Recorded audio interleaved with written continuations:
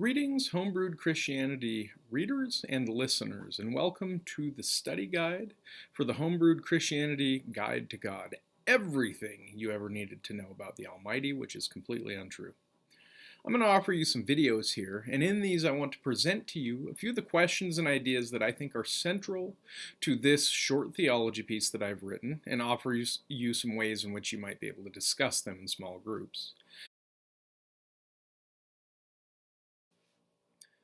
So one of the primary reasons I wanted to write this book is that we tend in contemporary American culture to have one concept of the notion of God. And it's usually this idea of what I like to call a shredded old man river who is also a cosmic vending machine. And this is a derivative of another form of God that I draw out, another concept of God that I draw out in this book called Jersey Shore.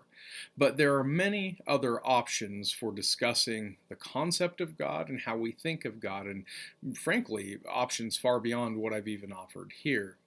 And the five options that I give you in this book, the five concepts, are what I call Miyagi, who is named after Mr. Miyagi from The Karate Kid because I'm a child of the 80s.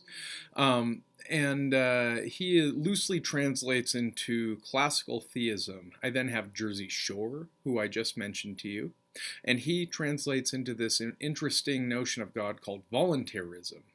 We then have the retired Oprah, who is the equivalent to the deistic or clock-making God. And then we have process theology, which I think I absolutely rightly call your hippie aunt.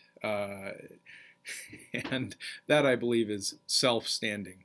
And finally, we have Joan of Arc, who represents a concept of God known far better in the German-speaking world than the English-speaking world, called the hermeneutic concept of God. And what I want to do in this first brief video is draw out basically what these concepts are, and more importantly, how we might understand God's power in each of these. Namely, how does God interact with the world? Because I think that is the important question, or one of the more important questions when we ask about and configure who God is to us. Philosopher, one of the most important questions I think we can ask isn't actually who is God, that comes, but what is God? What do we mean by the concept of God when we actually say the term? And like I said, I offer five different ways of talking about God in my book, The Homebrewed Christianity Guide to God. And the first one loosely relates to classical theism through Mr. Miyagi.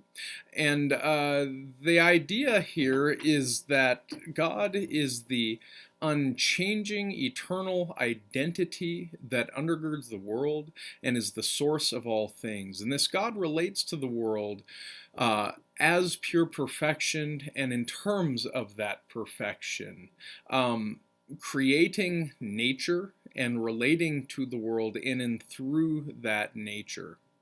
So I think there are important implications to the notion of power associated with this God that we'll get to. The second notion of God is called Jersey Shore, and if you know the muscle-headed goons on Jersey Shore, it's not hard to figure out what this God represents. If the first notion, Miyagi, represents a notion of God based on the analogy of intellect, Jersey Shore represents a God based on the analogy of the will. So God is a pure will, acting God's self out in the world, not according to a rational blueprint or nature, but in terms of whatever that will so desires.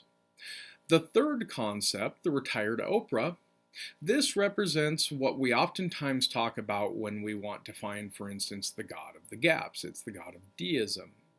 So if Miyagi is not actually a being, an entity, a thing among other things, but rather is in some ways simply the act of thinking or the act of being, Uh, Retired Oprah is a being, the highest possible being, who sits sort of on a top of a pyramid looking down at the rest of creation, which this God has created and simply has let go to do its own whim.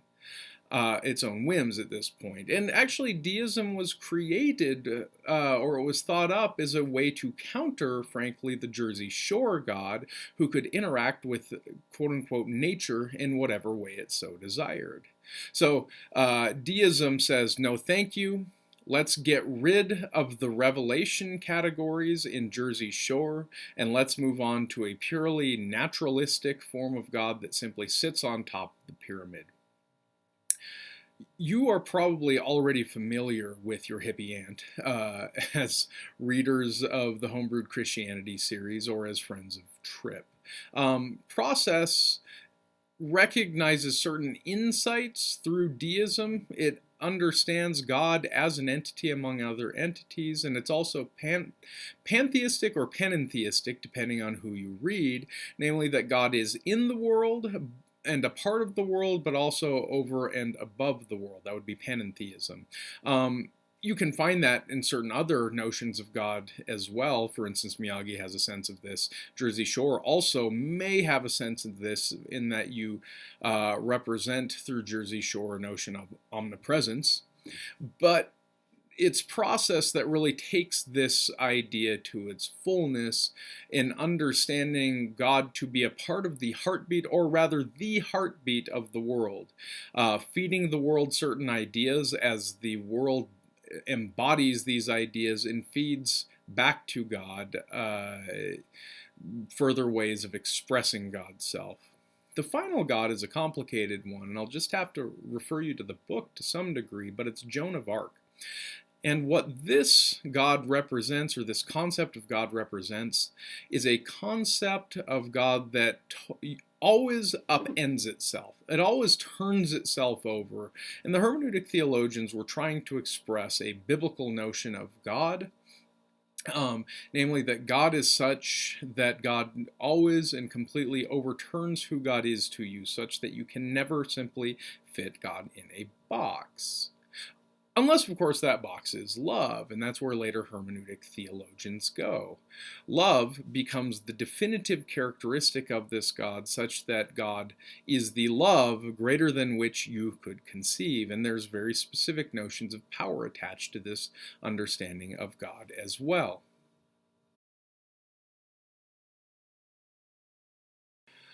So with each of these concepts of God unfolds a certain vision of how God relates to the world and what type of power God has.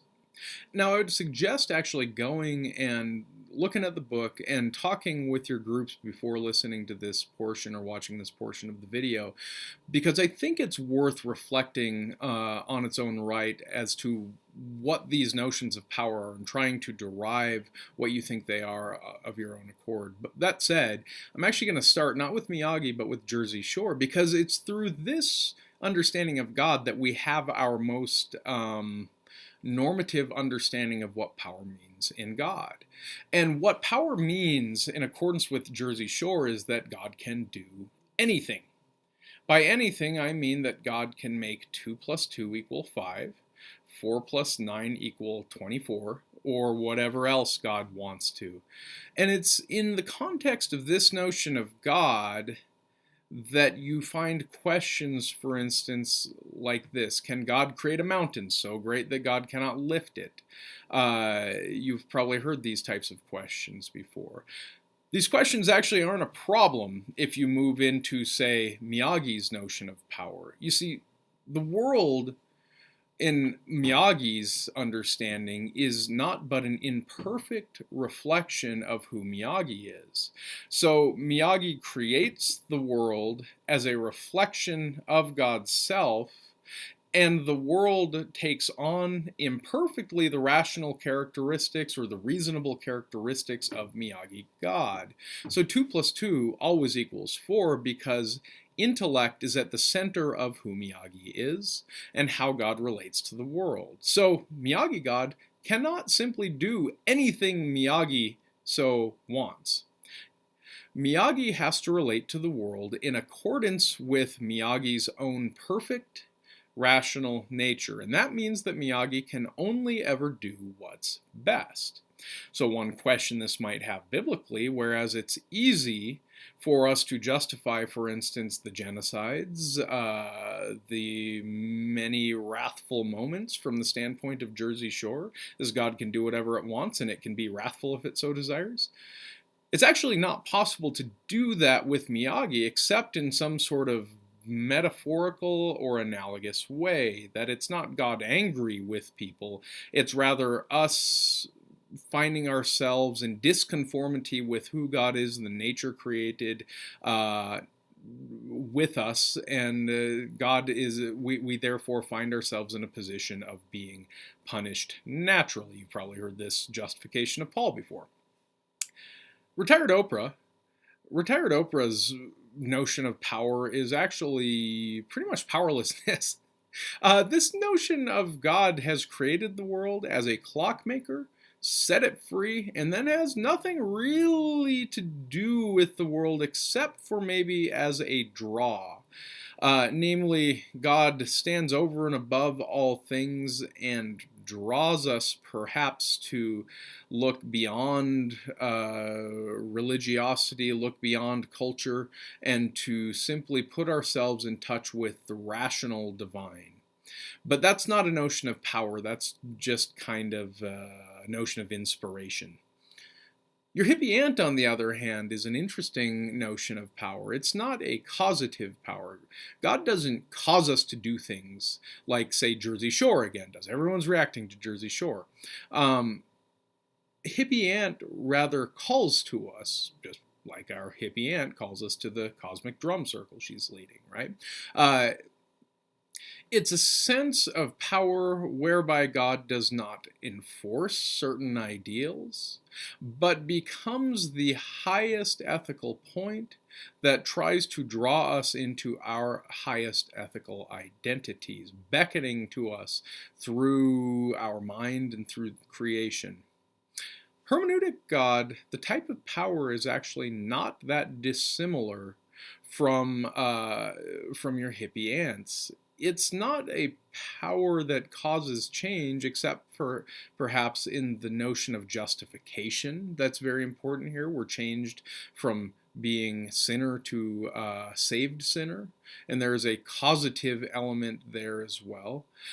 But it's still the power of love, and it unfolds in accordance with a certain weakness, namely that God does not force us into loving God and neighbor back, but calls to us by continually overturning what we thought we always should have loved. And I think these are the notions of power that unfold in accordance with the 5 concepts of God as I've laid out in the book. And what you'll notice is I've tried to really draw upon 3 notions of God in particular. I base mine in Miyagi, and then I fill in around the gaps with with Joan of Arc, the hermeneutic God, and your hippie aunt, the process God. But I do that in a very specific way, always adhering to the notions of power, which are not in the sense causative per se in God.